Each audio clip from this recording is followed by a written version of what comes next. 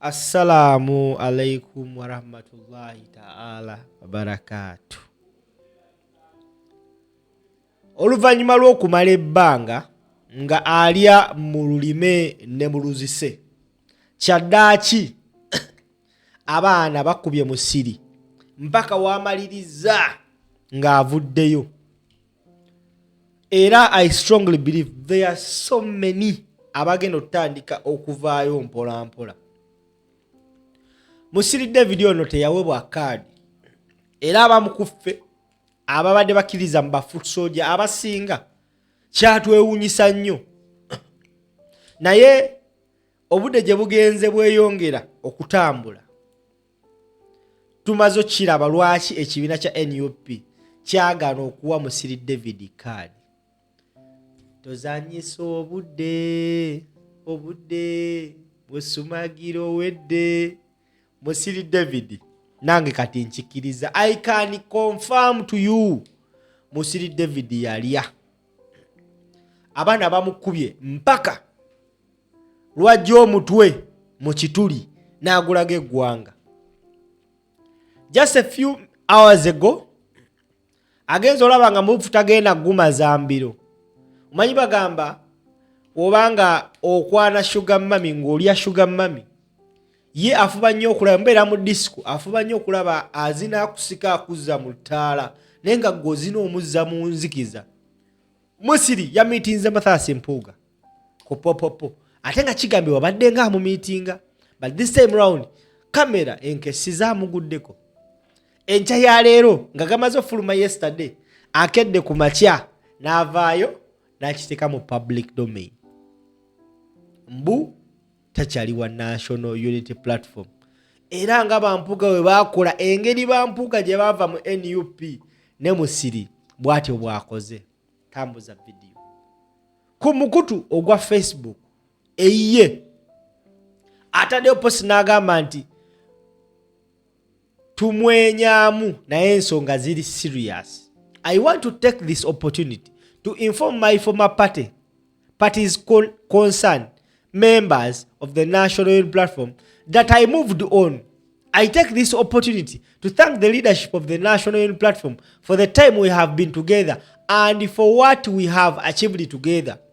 I formally declare that it is my right now to associate with any other opposition political party or formation like DF, PPF, FDC, etc. and even opposition-leaning independents for a common goal to continue the struggle.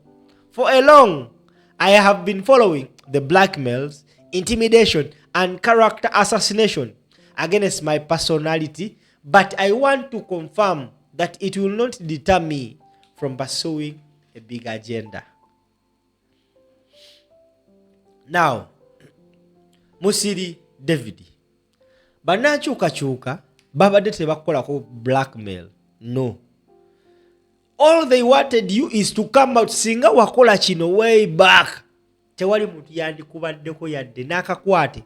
Oyina omuntu gw'olaba awa mabikku obudde, oyina omuntu gw'olaba walobega mukakku obudde, you will not find. Because they are not worth our time. Naye omuntu asigala nga yeefula nti wankyuka wa NUP nga mbutuufu emisana yeefula wa NUP ng'ekiro akukuta n'abanyampi, kyekyo bannankyukakyuka kye bataagala. Yemu ku nsonga lwaki babadde bakuba okuttamu omuntu. Now that ovudde n'otegeeza ensi, mu mawulire genfuna kigambibwa nti ono omusajja agenda kujjira ku kaadi ya DF. Ekisinga okunnewunyisa kuba n'abantu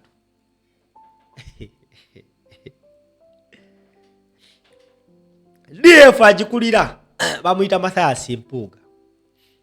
Nekyaliwe ennyo muganda we nnyo Medal Lubega Segona yagaana okujjira ku kaadi ya DF. Ekimu ku biraga nti yalaba nga DF is incompetent okubeera ku posita ye, naye n'agyegaana.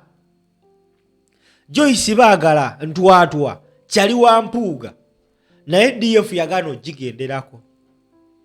What does this mean? kiba kitegeeza nabo balaba mbu ekibiina tekirina lugendo.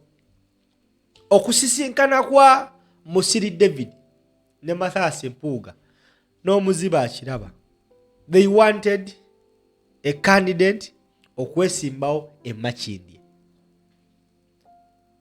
Musiri yakola posters nga ayina kukamukalakasa. Teweewuunya nnyo. Just a few days from now nga post ekyuse alinako muti.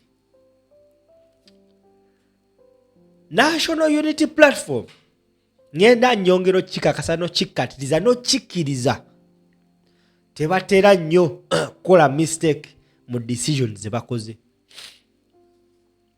Wali obadde kwawo ne weebuuza lwaki okugaba kadi kwa National Unity Platform kwatwala time. They wanted to eliminate figures like Kagabo and the rest. Era abantu bonna abaweebwa kadi oyo yenna asuubira nti tajja sobola ajja kunafuizibwa batandise n'owandukamu ne bagaba naye kadi njitadde because bakimanyi bwe neeyongerayo nga neerimbise mu NUP nga siri wa NUP ndi mbega abantu bagenda kummanya with the time. Ate bwe banammanya it will be worse than what happened to Mpuuga ne Kagabo. Unless ng'oli musi oli mu buyabuya totegeera wanaabe wanywa enkali ng'okyali muto tosobola kukkiriza kutuuka ku level Kagabo gye yatuukako. Kagabo ekibiina kyamwesiga ne kimuwa kaadi because by then kibiina kyali si kyeteefuteefu bulungi. Buli yajja nga balaba alinawo ka potential bamuwa kaadi. Kagabo ne bamuwa kaadi kumbe yali mu buyabuya n'agenda akola bulanda ng'amaze ogenda mu parliament n'akyusa oluyimba munadda mu NRM. Ekibiina ne kigamba oyo tumufiisizza wabula tumukwasizza abantu. Abantu baakuba Kagabo. Kati ku mikolo gy'agenda mu constituency ye yeegayirira bwegayirizi atandise okulya ebigambo bye.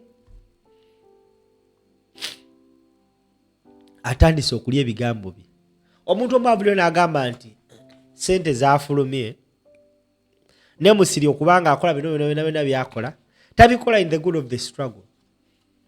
Yasuubiziddwa akasente akawerako. Ate ffenna tukimanyi bonna abantu abagala ogenda mu parliament bagendayo lwa akasente.